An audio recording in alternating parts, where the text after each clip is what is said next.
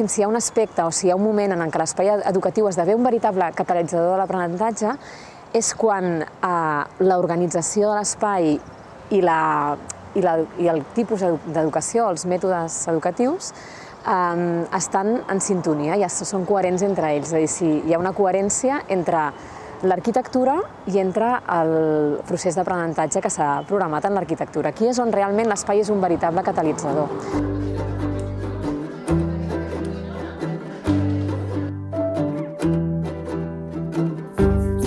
L'escola de la Vila de Palamós disposa d'espais molt amples en tot el centre i sobretot espais amb molta llum.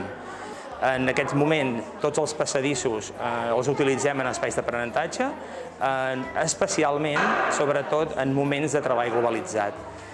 Hi ha altres moments que també es poden utilitzar els passadissos, com poden ser acompanyaments emocionals.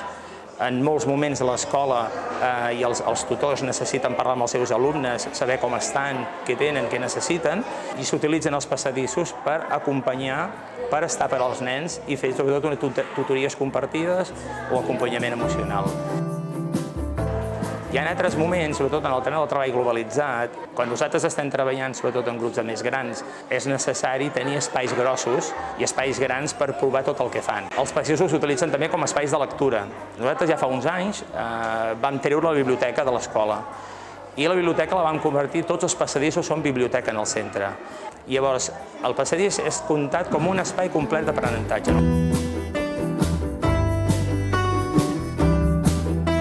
Aquest espai és un espai multidisciplinar, li diem biblioteca perquè era la nostra biblioteca, però ara s'ha convertit en molt més que una biblioteca. Continua havent un espai d'estudi individual, amb estanteries que estan preparades per tenir llibres, DVDs o el que considerem. Tenim una àgora, és un espai que el farem servir per lectures en veu alta, per lectura teatralitzada, per fer debats amb els alumnes. Tenim espai per fer formació fins i tot de docents.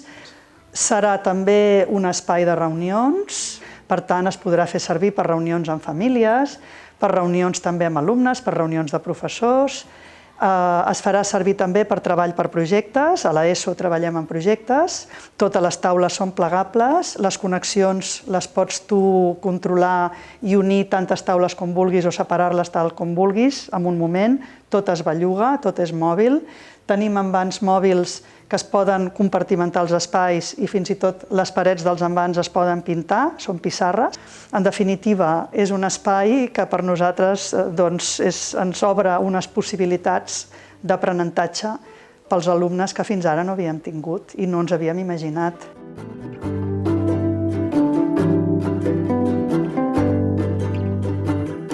Nosaltres treballem amb aquests espais oberts perquè vam veure la necessitat de treballar de manera globalitzada.